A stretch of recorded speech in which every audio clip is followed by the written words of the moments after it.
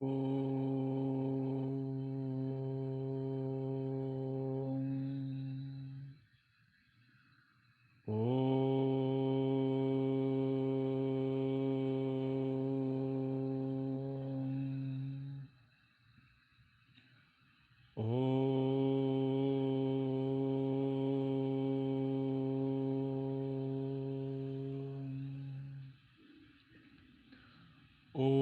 सहना भवतु सहनौ भुनक्तु सह वीर्यं करवावहै तेजस्विनावधीतमस्तु मा विद्विषावहै ॐ शान्तिः शान्तिः शान्तिः सदाशिवसमारम्भां शङ्कराचार्यमध्यमाम् अस्मदाचार्यपर्यन्तां वन्दे गुरुपरम्पराम्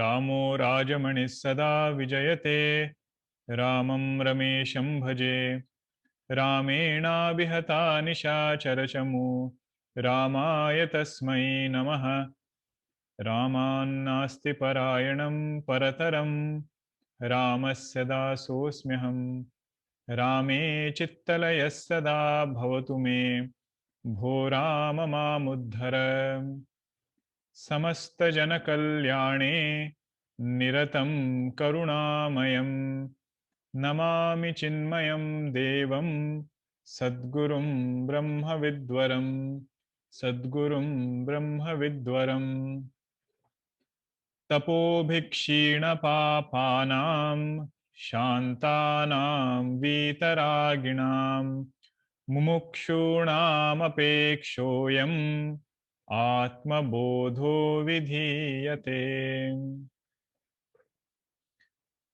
हरि ओम. We will chant the Mangalacharanam shloka of Atmabodha in every class. And the purpose of chanting that is to have this bhavana that while I am studying Atmabodha, let me sit with the only identity of a mumukshu. Because Bhagavan Shankaracharya ji says, I am addressing this to those who are mumukshus. So at least while we are trying to understand this, we should sit with the only identity of a mumukshu. And throughout the day, that identity should be carried on in our transactions. So verse number 2 to 5 is talking about what is a means to liberation. And Bhagavan gave several pointers over there why knowledge is sakshat sadhana, that he explained. Then he said there is no conflict, there is no opposition between karma and avidya.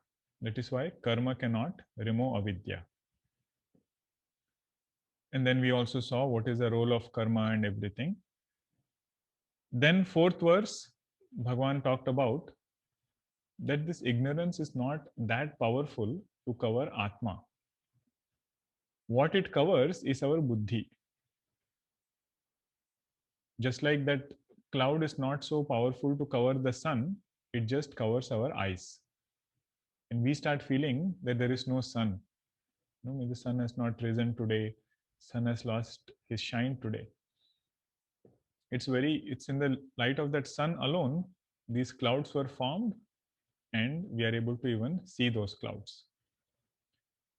The main takeaway there was that this Atma is ever available to us, ever experienced by us. We don't have to look for another experience of this consciousness or Atman. What we have to do is, through knowledge, dissolve all the erroneous things which we have included in Atman. So generally, when we say the word I, we never misunderstand ourselves, as that pillar which is there or this laptop which is there. I never say I am this laptop. I might say this is my laptop. But when it comes to body, the understanding is sometimes, the erroneous understanding is that I am this body. Even closer is the mind, where we say, I am the mind. We don't say it, but whenever there is a thought of anger, there is a thought of some disappointment, we say, I am disappointed or I am angry. So that is the reflection of that statement. So point of Vedanta is to help us shift our identity to our true I. Right? So that is where Bhagwan Shankaracharya ji is leading us into now. Now, how will I get to know my nature as Atman? So it is said by studying Vedanta, using Upanishads as pramana, the valid means of knowledge, there will be a thought which will be created, which will give that knowledge. In Sanskrit, that thought is called as Brahmakara Vritti, and the knowledge is called as Prama. Just like any other knowledge, also, if we want to gather, there has to be a thought of that particular subject matter, and all doubts have to be resolved. Then that subject matter is very clearly known to us. So if I want to know a pot, I need a thought of a pot. Ghatakara vritti is needed. So for me to know Brahma, I also need a thought which is called as Brahmakara vritti. Now the student is asking, so if this Brahmakara vritti has come and it has displaced my other erroneous notions, I am the body, I am this mind, all of them were existing as thoughts. And several other notions were there, all of them have been taken away, let us say. Then the student is asking that you will still end up with duality, that there will be Brahman and there will be this thought about Brahman. So what happens to this Brahmakara vritti? Is it same as other thoughts or is it something different? So that is the question. Bhagwan gives the answer now. 5th verse. Ajnana kalusham jivam, Ajnana kalusham jivam, Jnanabhyasadvinirmalam, Jnanabhyasadvinirmalam, Krutva jnanam swayam nashyet, Krutva jnanam swayam nashyet, Jalam katakarenuvat, Jalam katakarenuvat, Ajnana kalusham jivam, Jnanabhyasadvinirmalam, Krutva jnanam swayam nashyet, Jalam katakarenuvat. This also is a very important and oft quoted shloka because it is Siddhanta shloka, means it clarifies one of the fundamental concepts in Advaita Vedanta. Ajnana kalusham jivam. What is the beginning state of this jiva? Bhagavan says it is ajnana kalusham. Kalusham means that thing which takes away happiness of that jiva. In this context, kalusham means that. Kam sukham lushati iti kalusham. Kam means sukham, anandam, that which is not allowing this jiva to enjoy or revel in his own blissful nature, that is called as kalusham. What is kalusham over here? Bhagavan says ajnanam itself is the kalusham. Ignorance about our true nature, that is the first impurity which is there. Literal meaning of kalusham is impurity. But what does that impurity do? It obstructs this jiva from reveling in his own true nature. So once ajnanam is there, that is the first impurity. The result of that impurity is doership and enjoyership, what we otherwise call as kartrutva and bhoktrutva. And following that comes all our other things of raga, dvesha, everything else. But over here, when we come to Vedanta sadhana, all other impurities which are there, that will be taken care of by other sadhanas. Karma yoga, bhakti yoga, all other sadhanas will help us take care of that impurity of raga, dvesha, etc. Vedanta sadhana, when we come, we are only dealing with the impurity of ajnanam. And I am karta. That is the first expression of that ajnanam.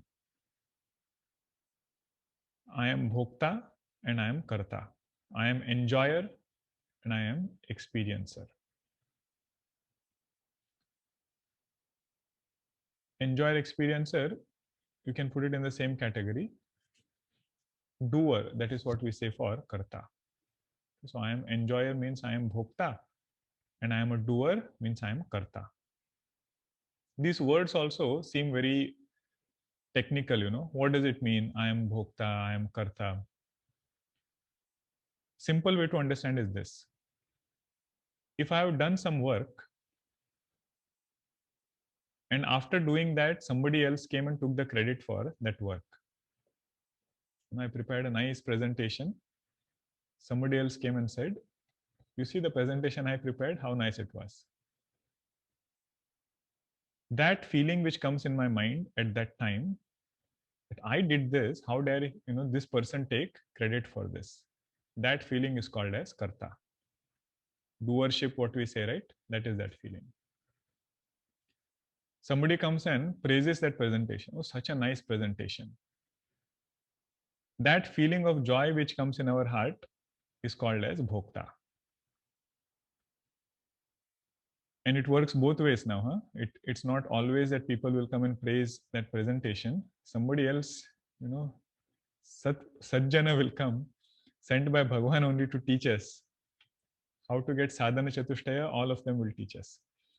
We'll say, what kind of presentation is this? Every time I see the same thing you are putting there. So that thought, which makes me feel miserable, not only for few, hours, it can go for few days. Sometimes that statement can go for few years. That feeling is called as bhokta. Okay, I am finite. With that understanding, expressions are in this way.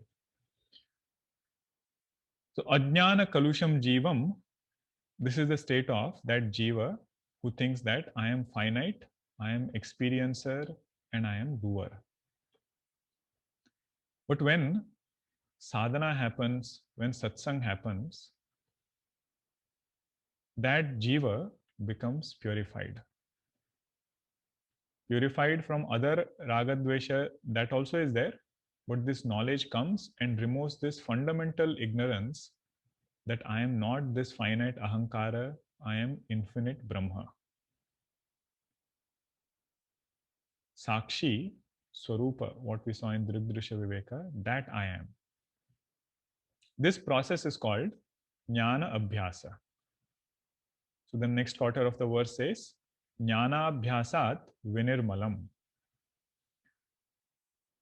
Jnana Abhyasa, if we want to make it more specific, Shravana, Manana, and Nididhyasana. That is called as Jnana Abhyasa. And while we are doing that, all other sadhanas will keep going on. So that will go on its own. But main meaning, the fundamental meaning of that word Jnana Abhyasa is doing Shravanam. Shravanam in particular of Vedanta. What we saw in Sadhana Panchakam, Vakyarthascha Vicharyatam.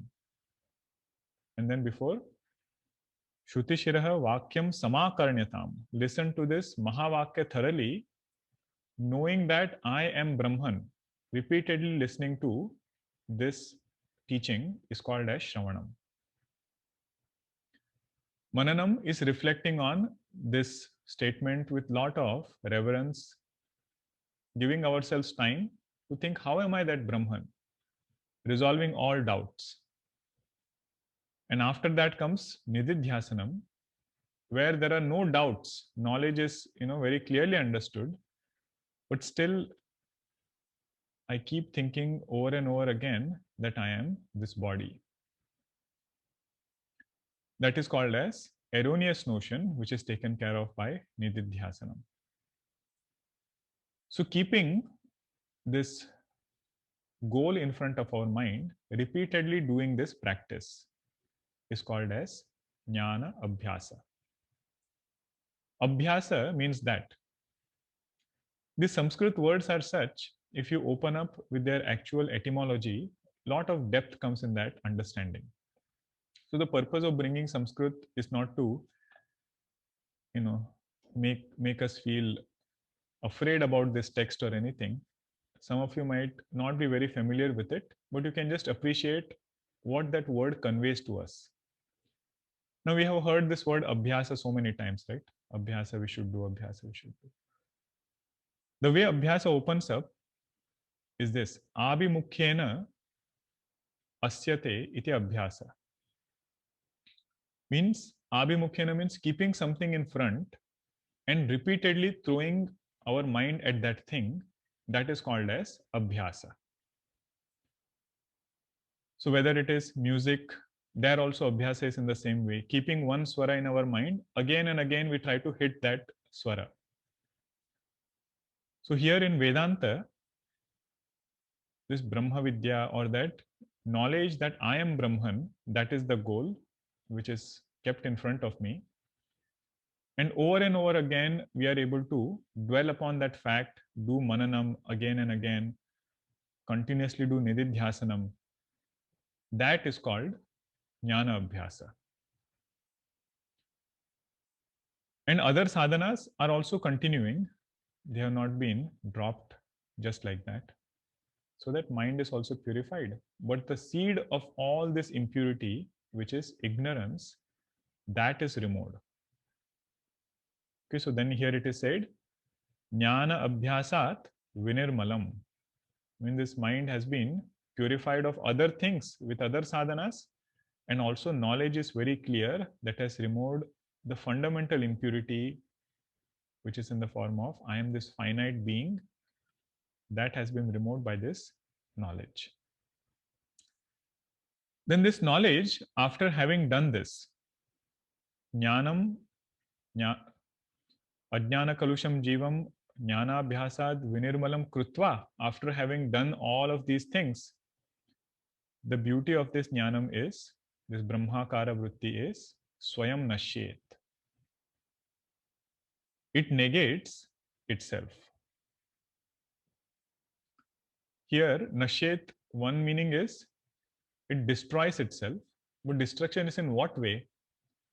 Destruction is in this way that even this brahmakara vritti is an appearance in this consciousness. Means Advaita doesn't want us to keep us holding on to even that thought of brahmakara vritti. Now, what does it mean? Krutva jnanam swayam nashyet. We'll think a little bit more about it. One meaning is, any thought which has come, that thought will go away. Right? Any thought which has come, that thought is not going to stay forever. But it will create knowledge of that thing. Like for example, if I say, this is yellow color. Now you might have paid attention to this, and that thought of yellow color came in the mind. And now that thought has gone, and you are paying attention to what I'm saying next, hopefully. So you don't have to hold on to that thought or keep repeating it over and over again, that this is yellow, this is yellow. If somebody thought this was some other color, they thought this was red, then you need to correct the understanding, this is not red, this is yellow. But once a thought has created knowledge, we don't need to hold on to that thought over and over again. So Brahmakara Vritti is also like that. It will come, it will create knowledge, and then it can go away. But again, if I start feeling that I am a jiva, then Vedanta says bring that thought back. Again, think about it, get clarity, and then it can go away. So this is what is meant by krutva jnanam swayam nashyet.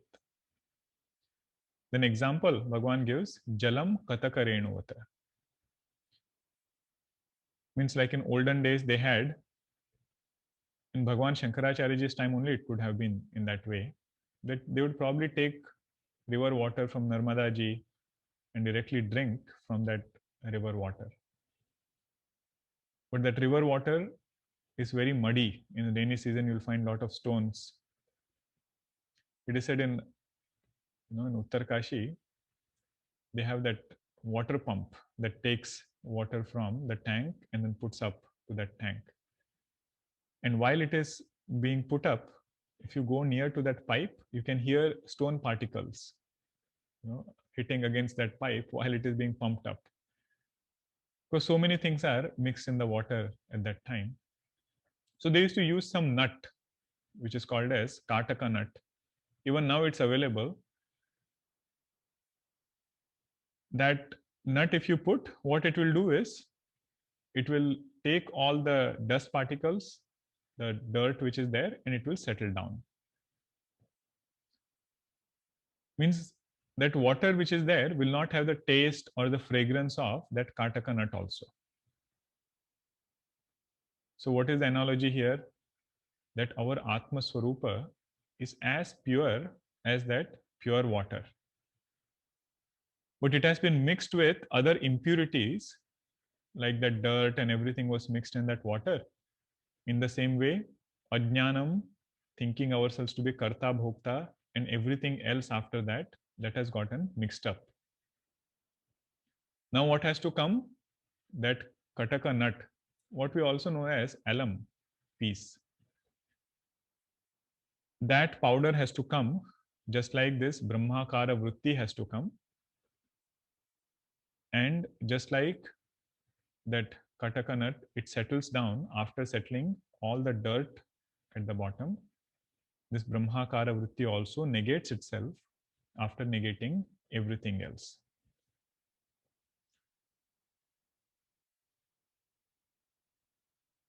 In another way, if you want to look at it, what is the difference between Brahmakara Vritti and all other thoughts? There can be thought about some object, there can be thought about some special field of knowledge. All those thoughts which are there, after that knowledge is done, they keep this mind as it is. That knowledge takes place in the mind, but that locus in which knowledge took place, that locus is untouched. For example, if I go and study physics, I say, I am knower of physics. Right? Physics is there. First, it was not there in my mind. Those thoughts have now come in my mind. With music also, we say, I didn't know music before. Now I can sing all ragas. I can sing means what? There are thoughts about that raga in my mind, which expresses in my speech. But my mind is there as it is. But in Brahmakara Vritti, in the beginning, there is mind also, there is Brahman also, there is the student also who goes to a teacher also. Everything is there, means it starts with Dvaitam, but the final knowledge is there is only Advaitam. Means that locus in which this knowledge took place, the mind, that locus is also negated. So this is the difference between any other thought and Brahmakara Vritti. It starts with Dvaitam, but it ends in Advaitam. And another main takeaway over here is once thorough knowledge has taken place, clear knowledge has taken place, we don't have to keep repeating, I am Brahma, I am Brahma. Sometimes people have that question also, that if I have to remember I am Brahma all the time, how will I do my transactions? He said it is not knowing in the sense of repeating it over and over again. Just as we don't have to repeat that this is yellow once knowledge has taken place. What is more important is owning up that identity as our fundamental identity and keeping this ahankara as our secondary identity. In Panchadashi, Vidyaranya Swamiji says, this is the uniqueness of a jnani. For ajnani, the ignorant, there is only one aham. That is this ahankara only that ajnani feels. This is my only identity. Ahankara means I am this person, I am so and so, son of so and so, all other identities. But for a jnani, they have two ahams. One aham is this unchanging sakshi, which is our true nature, that is their understanding as primary aham.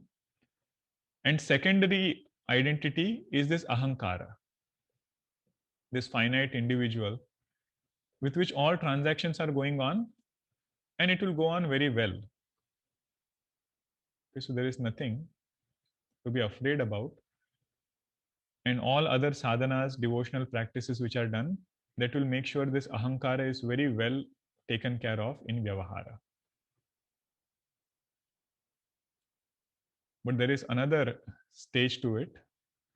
Jnani has this clear knowledge that this ahankara and its vyavahara with the world outside is mithya. This is what takes time for a sadhaka to own up. Right? Next words we will see more in detail.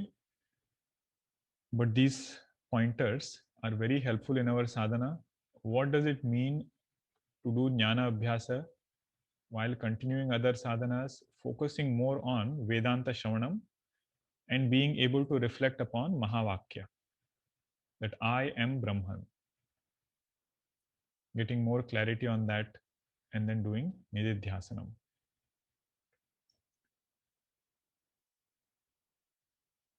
So now the student has another question. He said, teacher, I heard in the previous verse and even in this verse, you said something about Jagat is Mithya. How is it Jagat Mithya? I'm seeing it so clearly, and you are saying that this creation is an appearance. And again I hear this fact. Can you tell something more about what is the nature of this creation or nature of this world? So second until fifth shloka, Bhagwan Shankaracharya spoke about what is the means of liberation. From the 6th verse until 11th verse, Bhagwan is speaking about what is the nature of this world. The student says, this world is so clearly perceived by me. The teacher says, perception is not the only criteria for something to be real. So how is that? Can you give me some example? He says, let us take the example of dream. All of us are very familiar with it. And then let us see all the pointers that you are giving to tell me that world is real. All those pointers will apply in dream also.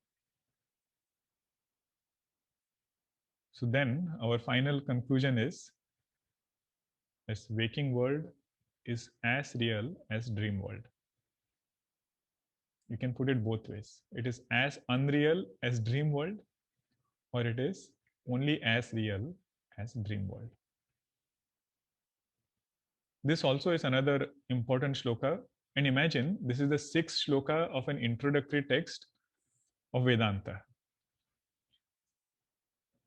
Bhagwan is directly giving us that highest teaching. But more importantly, it is for us to understand that we should not be content on our spiritual path with some understanding. It should take us to the final point of Vedantic understanding, and more we are able to tune our mind for that, easier it is to own up this knowledge. Easier it is to negate the mind and also negate everything else. Let us see 6th verse now. संसारस्वप्नतुल्यो हि संसारस्वप्नतुल्यो हि रागद्वेषादिसङ्कुलः रागद्वेषादिसङ्कुलः स्वकाले सत्यवद्भाति स्वकाले सत्यवद्भाति प्रबोधे सत्यसद्भवेत् प्रबोधे सत्यसद्भवेत् संसारस्वप्नतुल्यो हि रागद्वेषादिसङ्कुलः स्वकाले सत्यवद्भाति प्रबोधे सत्यसद्भवेत् संसारः स्वप्नतुल्यः. Samsara means that which is constantly changing. So the world around us, this body, this mind that we have, everything we should include in samsara.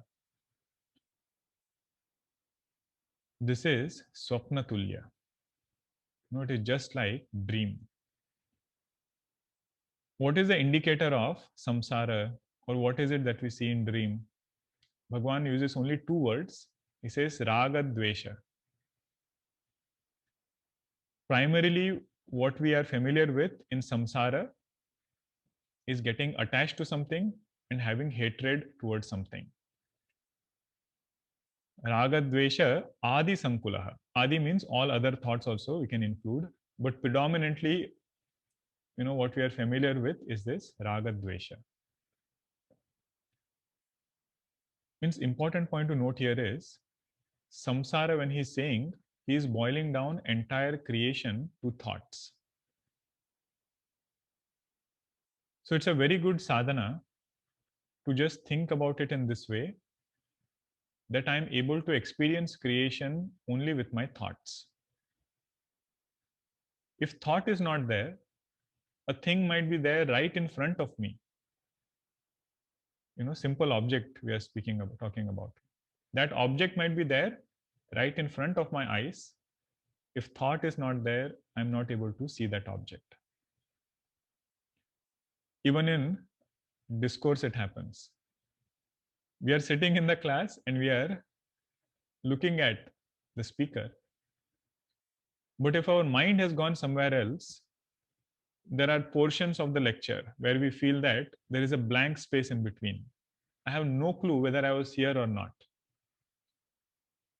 This is the power of a thought, what it can do. But the main point here is, before we come to Vedantic understanding of this Jagat is Mithya, trying to understand first that Jagat is in the form of thoughts. Only when I have a thought, I am perceiving the world outside. In deep sleep, there is no thought, there is no perception of the world.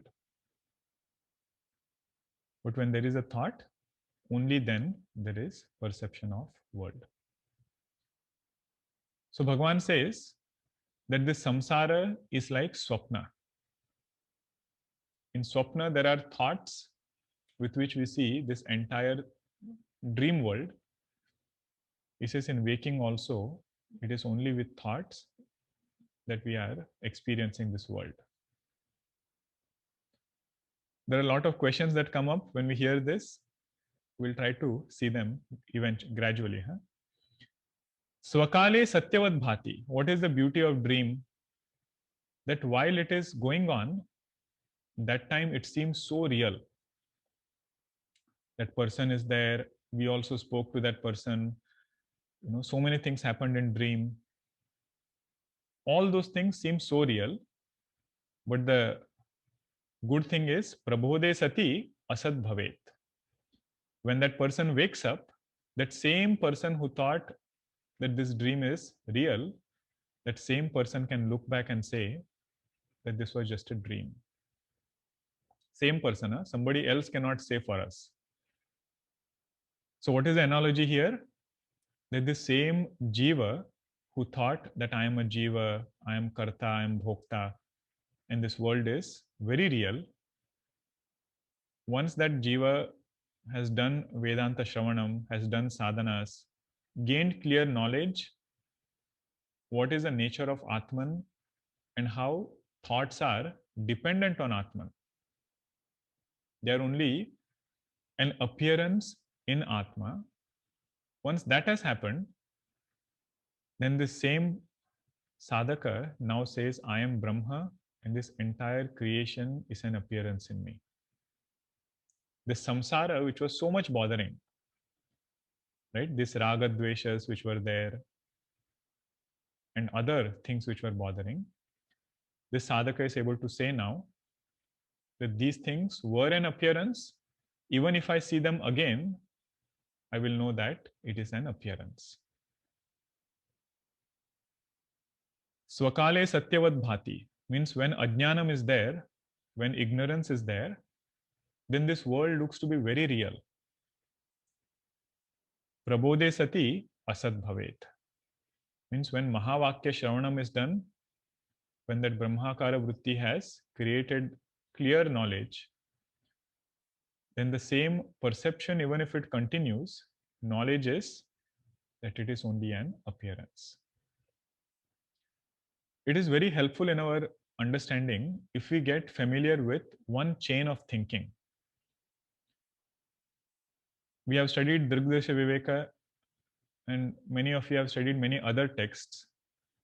So, one flow of thought, if we can hold on to, then everything we can fit within that flow of thought.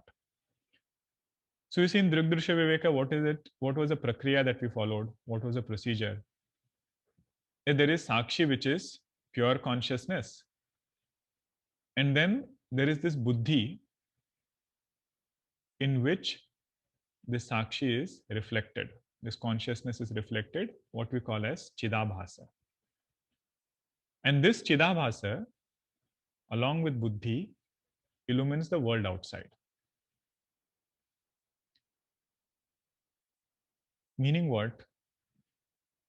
First, if I'm able to boil down the world to buddhi, to understand that I'm not interacting with the world directly, I'm interacting with my thoughts. What I call as a physical object is first a thought with which I am interacting. Then we can go to the next step to understand that these thoughts don't even have their independent existence, don't even have their ability to illumine. It is borrowed existence and borrowed sentiency. That is why we call it is mithya. Whatever is not independently existing, that thing is mithya. But perception is very well there. Like dream, it is very well perceived. We cannot deny that I did not see a dream. But perception doesn't mean reality. So now, there are some questions that the student asks. In several other texts, each verse of Atmabodha is such, right, that on one verse, there is a grantha which is written. Grantha means another text which is written just on that one word or one verse. But we won't go into all those texts. We will just see the main ideas so that it helps us get some more clarity. So when we say Jagat is mithya, Jagat is mithya, the student has a question. How is it, mithya? How do you say that world is like dream? So the teacher asks, okay, tell me what are your objections because of which you feel this world is not the same as dream. Means this waking world is not the same as dream world. So one thing the student says is, This world is seen. It is seen so clearly. So dream is also seen very clearly. Just like we are seeing everything to be so real in waking world, it's a dream world also is seen clearly while we are in dream. We never feel that objects in dream world are something different. We feel they're very well there, just in the way that we see in waking world. Then the student says, this waking world is seen by many people. So many people are here and they are seeing the same world. But the dream world is seen only by me. My dream is my personal dream, not other people have not seen that. So then the teacher says, in that dream world, you had many people or not?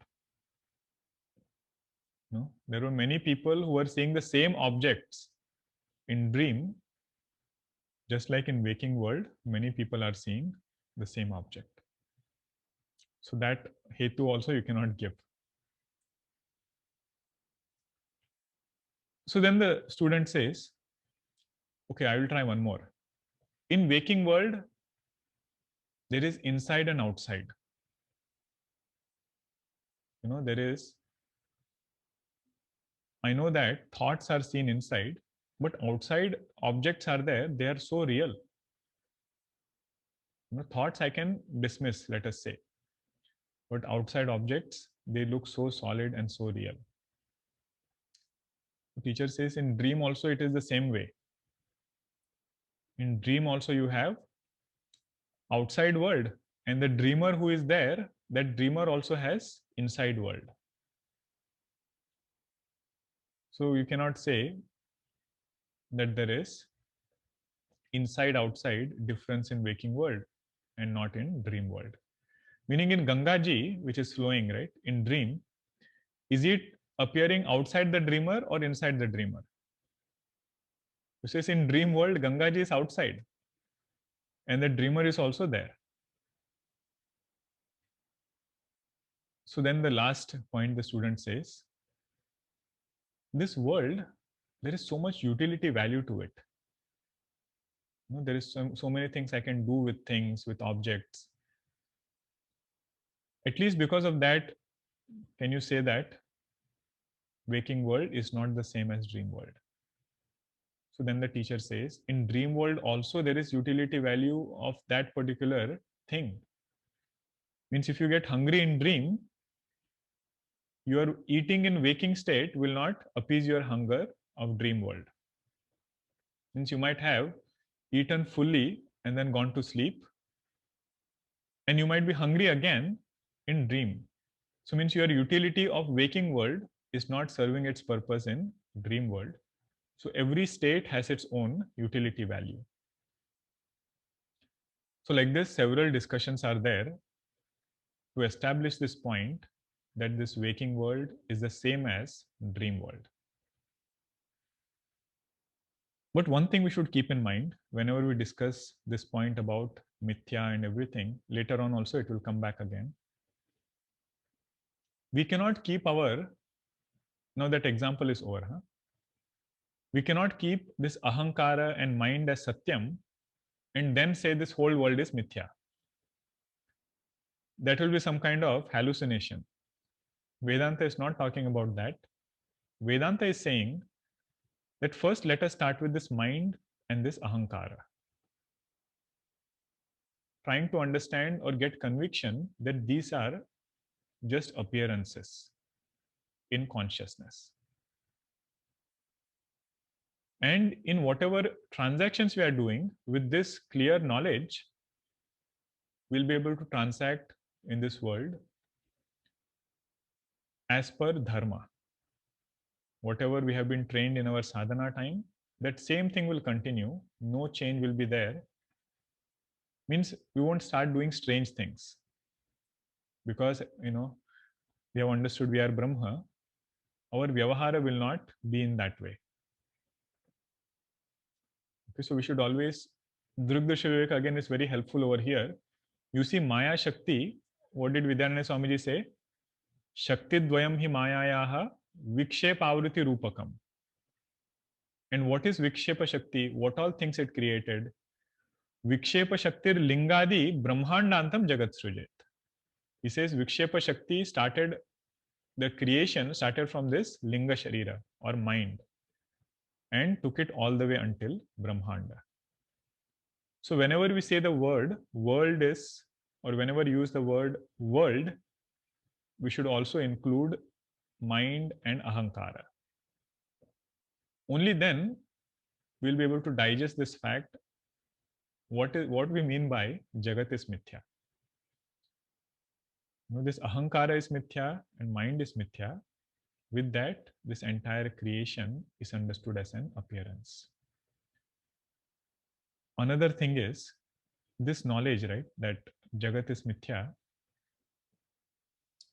Even Hiranyakashipu gave this teaching. When Hiranyaksha, Bhagwan destroyed him, Hiranyakashipu goes and gives this teaching of Advaita Vedanta. Kamsa, when he kills the eighth, all the children of Devaki ji, he goes and teaches Vedanta to Vasudev Ji and Devaki ji. That kind of Vedanta is called in Bhagavatam as Asuri Vedanta. What is it? That when it comes to sorrow of other people, then this Kamsa and everyone else, they are using Vedanta to say that everything is an appearance. Why are you so worried about? But when it comes to them, then they don't use this knowledge. Then they say world is very much Satyam. Everything is real. So Vedanta wants us to exactly flip it. When it comes to our own maturity, our own vision of life, understanding of life, we should hold on to this Vedanta teaching. And that is what will help us do Dukkha Nivrutti. And when it comes to interacting with others or just, in our daily transactions, it is said we should use Dharma and devotion. This knowledge won't go anywhere. It will still remain as it is, but it will help us reconcile, both these things. All right. Next class also we will see some more points about what is meant by this Jagat is Mithya. Okay. Om Purnamadah Purnamidam Purnat Purnamudachyate Purnasya Purnamadaya Purnameva Vashishyate. Om Shanti Shanti Shanti. Hari Om Shri Gurubhyo Namaha. Hari Om.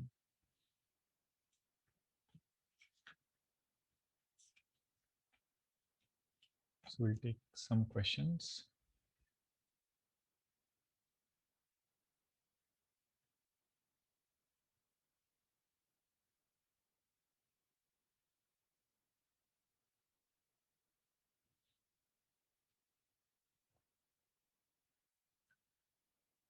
This is another Puro Paksha, about why waking world is not the same as dream world. I come back to the same waking world and go into different dream world. For example, where I slept is where I wake up. In waking world, if I set a timer and sleep, on waking, the time has progressed. So dream has more falsity than waking world. So waking world doesn't seem to be as false as dream. This point is also raised. We didn't discuss all the points which are there.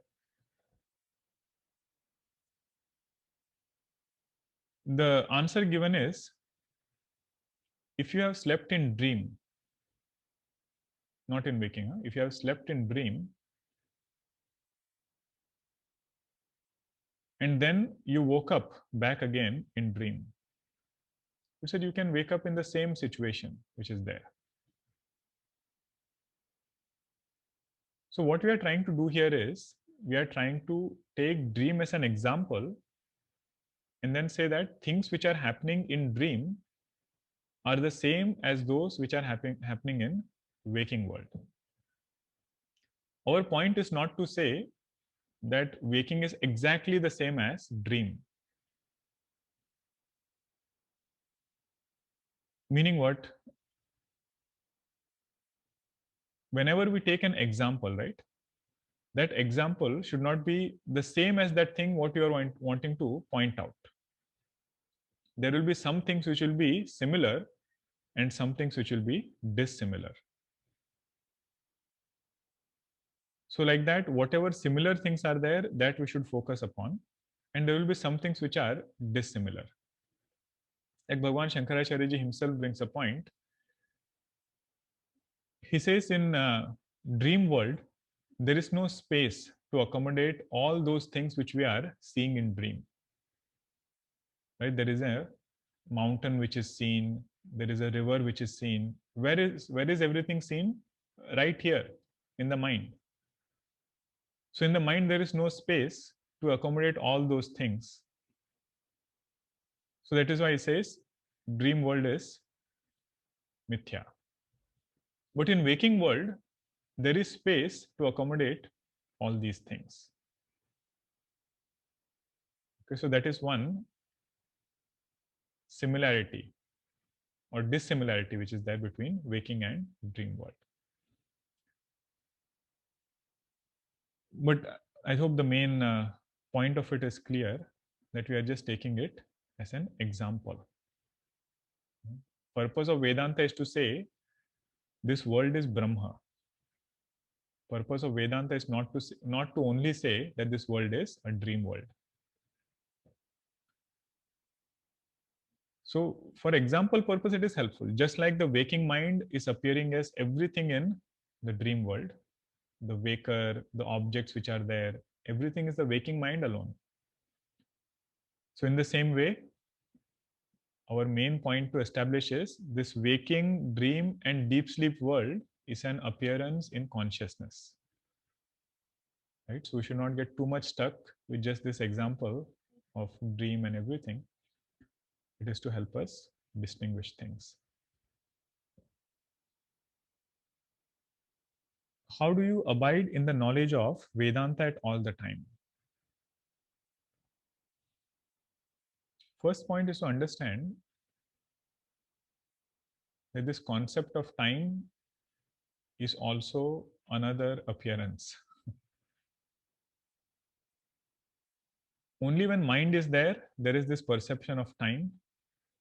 So that insistence that I should have everything in time should also go away. But more from a transactional standpoint, if you want to look at it, whenever there is more sattva guna, there is clarity in remembering things. Whenever there are thoughts of agitation or anger or whatever is there, then whatever worldly knowledge we have, even that we cannot recollect. Right? Whenever we get angry or something is there, this recently we were seeing in one study group. In Bhagavad Gita, there is one shloka, right? ध्यायतो विषयान् पुंसः संगस्तेषुपजायते संगात् संजायते कामः कामात् क्रोधो विजायते क्रोधात् भवति सम्मोहः सम्मोहात् स्मृति विभ्रमः. Means Bhagwan is telling that if we have these thoughts of anger and so on, sammohat smriti vibhramaha, the first thing it will do is it will take away all the things that we have learned, and at that time this knowledge is not helpful for us to save ourselves. So first thing for all of us is to have a routine around sattva, sattvic routine, so that it doesn't interfere too much with our knowledge that we have gained from Vedanta. And second meaning of abidance is understanding that once this knowledge has taken place, even if there is perception, still I am not affected. Okay, so just like in this verse, raga dveshas and those are there. First level of sadhana is to reduce those raga dveshas. Second level of sadhana or understanding is to know that I am ever unaffected by this raga dvesha. because they are in buddhi, they are not in atma. So that is one level above. If knowledge has taken place and sattva guna is there, then this recollection is easier for us. Just like asking the question, how do I abide in this knowledge that this is yellow? He said, first is gain clear knowledge. Don't look here and there. Unless I use my eyes to look here, I will not gain the knowledge that this is yellow. And once I've gained this knowledge, how do I abide in it? It is once knowledge has taken place, it will stay. So just focus upon getting clear knowledge first. What is the nature of Atman? It is not another thing which comes and goes, right? Which is ever illumining. That knowledge we should thoroughly get.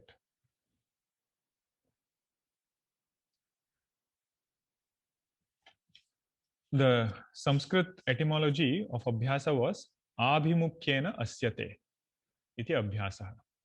Abhimukhyena means keeping something in front, again and again throwing my mind at that thing. That is called as abhyasa.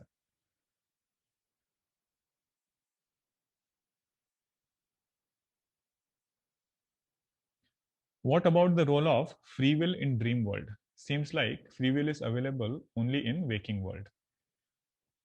You see, this question Vidyaranya Swamiji answered in Drigdirsha Viveka. What did he say? Ahankaralaye suptau bhave dehophyachetanah ahankara vikasardhah swapnas sarvastu jagarah. He says in deep sleep, this ahankara is 0%, means mind is completely dissolved. It is not perceived. In swapna, this ahankara is 50%. So this is where we don't have full free will. We feel like that things are just going on and I'm just a part of that dream. Whichever things are happening, it is just happening around. Because this ahankara or this mind has not fully woken up. And in waking state, ahankara is 100% available. So then you can take all decisions and we should be able to. But sometimes we feel even that waking state is not like we have 100% control over our free will. We are sometimes helpless against our own vasanas. Things are just going by. It literally feels like a dream sometimes. Okay. So that is one thing. And as I said, our purpose is not only to get stuck with dream example. We are using that as an analogy. Our main purpose is to say that just like waking mind appears as dream world, this whole creation and waking, dream, deep sleep, all three states are an appearance in consciousness. Locus of knowledge is untouched. Still, mind is there for worldly knowledge.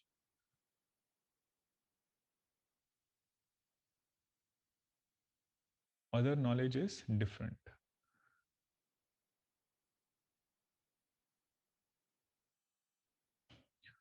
So I'm guessing the question is, in the case of worldly knowledge, that locus of this knowledge is untouched. That is true. And the mind is also there for worldly knowledge.